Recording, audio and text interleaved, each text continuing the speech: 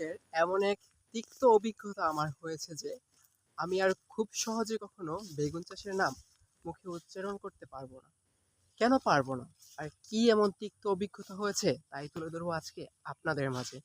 আশা করি আপনারা যারা বেগুন চাষ করেন, বেগুন চাষ করতে চাচ্ছেন বা চিন্তা ভাবনা আছে, তারা সবাই ভিডিওটা মনোযোগ সহকারে দেখবেন। প্রথমত আমি এবছর বেগুন চাষের জন্য যে জাতটা নির্বাচন করি সেটা হচ্ছে লালতির কোম্পানির পার্পল কিং। আমি পূর্বেও লালতির কোম্পানির পার্পল কিং বেগুন চাষবাস করেছি, কিন্তু এই বছর আমি বেগুন লাগানোর পর যা বুঝলাম যে আসলে বীজের মধ্যে দুই নাম্বারই চলে প্রচুর পরিমাণে।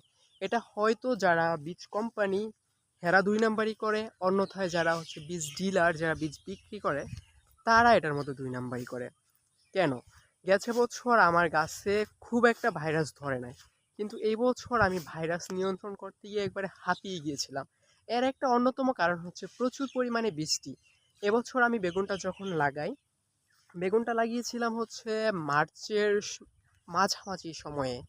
তখন আমার গাছের বয়স ছিল ৪৫ দিনের মতো, মানে আমি ফেব্রুয়ারি ১ তারিখে বীজ বপন করেছিলাম, মানে বীজতলায় বীজ দিয়েছিলাম চারা উৎপাদনের জন্য, এবং সেটা ৪৫ দিন বয়সে চারা লাগিয়েছিলাম জমিতে। চারা লাগানোর পর আপনারা তো জানেন এবছর প্রচুর পরিমাণে বৃষ্টি যাচ্ছেই যাচ্ছে। আমার এমনও দিন গেছে আমি কীটনাশক দিয়ে শেষ করছি, বাড়িতে যেতে পারি নাই, জমিতেই থাকা অবস্থায় বৃষ্টি চলে আসছে। এমনও দিন গেছে যে আমি কীটনাশক দিয়ে শেষ করতে পারি না, বৃষ্টি চলে আসছে। এমনও দিন গেছে যে আমি কীটনাশক দিয়ে বাড়িতে গিয়ে গোসল টোসল করছি, মাগরিবের নামাজ পড়ছি, তারপর বৃষ্টি চলে আসছে। আমি এই বছর কীটনাশক দিয়ে সুবিধা করতে পারি নাই বৃষ্টির কারণে। আমার গাছ যখন বেগুন আসা শুরু হলো, যখন গাছে বেগুনের ফুল আসলো, প্রথম দিকে ভাইরাসে আক্রমণ করে, যে ভাইরাসটা হচ্ছে বেগুনের মোজাইক ভাইরাস, সবচেয়ে ভয়ঙ্কর ভাইরাস।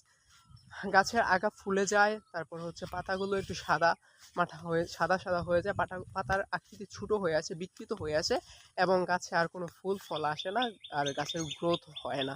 কিছুটা হচ্ছে এই যে এই গাছের মতো দেখতে পাচ্ছেন, এই গাছটা ভাইরাসে আক্রমণ করেছিল, এখন তো সব মারা গেছে।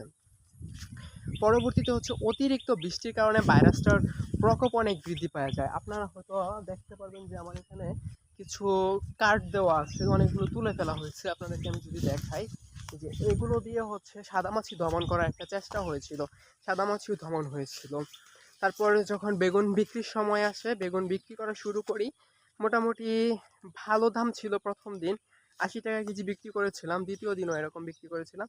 কিন্তু যখন আমার বেগুন খেতে প্রচুর পরিমাণে ফলন আসা শুরু হলো, তখন বেগুনের দাম চলে আসলো ২০ টাকা কেজিতে, যা আমাকে খুবই হতাশ করেছিল এবং আমাকে একটা ডিপ্রেশনে ফেলে দেয়। কারণ আমার গাছের কন্ডিশন ভালো ছিল না, প্রচুর পরিমাণে বৃষ্টি, তার উপর আবার বেগুনের দাম কম। তারপর রোদ উঠে বেগুনের দামটা একটু বৃদ্ধি হতে শুরু করে, কিন্তু সেই পর্যন্ত আমার গাছের কন্ডিশন অনেক খারাপ হয়ে গেছে বৃষ্টির কারণে। অনেক গাছ ভাইরাসে আক্রমণ হয়ে গেছে, কিন্তু রোদ ওঠার কারণে আমি অনেকগুলো গাছ তুলে ফেলি যেগুলো ভাইরাসে ধরেছিল। আপনারা দেখেন যে বিভিন্ন জায়গায় খালি যেই জায়গাগুলো, এগুলো হচ্ছে ভাইরাসে আক্রমণ করেছিল, এই গাছগুলো আমি তুলে ফেলে দিই। এই গাছগুলো তুলে ফেলার পরে আবার রোদ উঠে, সব মিলিয়ে হচ্ছে আমি একটা নিয়ন্ত্রিত অবস্থায় আনতে পারি আল্লাহর রহমতে, এবং বেগুনের দামটাও বেশ ভালো বৃদ্ধি পায়। আবার ৪০-৫০ টাকার মধ্যে দাম উঠে যায়, আমি ভালো বিক্রি করতেছিলাম। কিন্তু লাস্ট ১ সপ্তাহে যে বৃষ্টি হয়েছে, লাস্ট ১ সপ্তাহের বৃষ্টিতে আমার জমিনে পানি উঠে গিয়েছিল। এই জমিনে পানি ওঠে না হচ্ছে ৩ বছর যাবত। লাস্ট ২৩ সালে পানি উঠছিল, এর আগে কবে পানি উঠছিল ২০১০ সালের দিকে। কিন্তু এই বছর হচ্ছে ২ দিন, লাস্ট ১ সপ্তাহে যে বৃষ্টি ছিল, যে চট্টগ্রামে যে বন্যা হলো, এই বৃষ্টির সময় আমার জমিতে পানি উঠে গেছিলো। এই দেখেন এখানে শ্যাওলা তৈরি হয়ে গেছে, মানে পুল যেটা আর কি আমরা পলি মাটি বলি, এখানে পলি জমে গেছে পানি উঠে। তো বেগুন চাষের ক্ষেত্রে আপনারা অবভিয়াসলি যে বিষয়গুলো নির্বাচন করবেন, আমার দেখেন তৃতীয় অভিজ্ঞতা কি, যেই জমিতে কখনো পানি ওঠে না বা উঁচু জমির আশেপাশে পানি নাই, সেই জমিতে আপনারা বেগুন চাষ করার চেষ্টা করবেন। আমি এখানে একটা লস খেয়ে গেলাম, মানে আমার জমিতে পানি ওঠার পরে আজকে রোদ উঠছিল, দেখেন সব গাছ মারা গেছে। একটা গাছও যা রিকভারি হবে সেই কোনো উপায় নেই। আকাশটাও মেঘলা হয়ে আছে, হয়তো বা আজকে আবার বৃষ্টি আসতে পারে। বৃষ্টি আসলেই দেখেন এখনো পানি যায় নাই, পানি রয়ে গেছে, পানি উঠে যাবে আমার ক্ষেতে। তো প্রথমত আপনাদেরকে যে বিষয়গুলো আমি দেওয়ার চেষ্টা করব, আমার সব কিছু বুঝালাম। ফার্স্টলি হচ্ছে আপনারা বীজ কেনার ক্ষেত্রে অবশ্যই ভালো ডিলারের কাছ থেকে বীজ নেবেন, পার্পল কিংই হোক, কিন্তু ডুপ্লিকেট করে দিতে পারে, খুব সিম্পল ব্যাপার। দ্বিতীয়ত হচ্ছে আপনারা ভালো সময়ে লাগাবেন, যেন আপনারা দামটা পান। এই যে এখন যদি আমি বেগুন তুলতে পারতাম তাহলে আমি ভালো দাম পাইতাম, কারণ এখন 50 টাকা কেজি অ্যাভারেজ বিক্রি করা যায়, পাইকারি বিক্রি করলে 30 টাকা দেয়। দ্বিতীয় বিষয়টা বললাম যে ভালো সময় নির্ধারণ করতে হবে।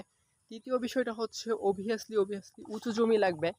চতুর্থ বিষয়টা হচ্ছে কীটনাশক শিডিউলটা মানবেন সুন্দরভাবে। বেগুনে প্রচুর পরিমাণে কীটনাশক শিডিউল লাগে। মোজাইক ভাইরাসটা দমন যেন হয় ওরকম চিন্তা ভাবনা রাখবেন মাথায়। আর হচ্ছে সাদামাছি দমন করার চেষ্টা করবেন সর্বোচ্চ লেভেলে। সাদামাছি হচ্ছে মোজাইক ভাইরাসের মানে হচ্ছে ছড়িয়ে দেওয়ার জন্য দায়ী।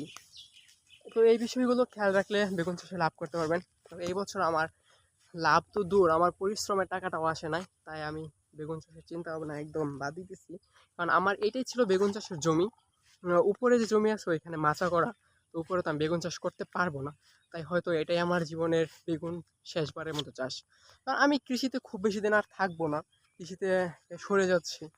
তো আর হয়তো বেগুন চাষ করা হবে না। সকলকে অনেক ধন্যবাদ ভিডিওটা শেষ অবধি দেখার জন্য।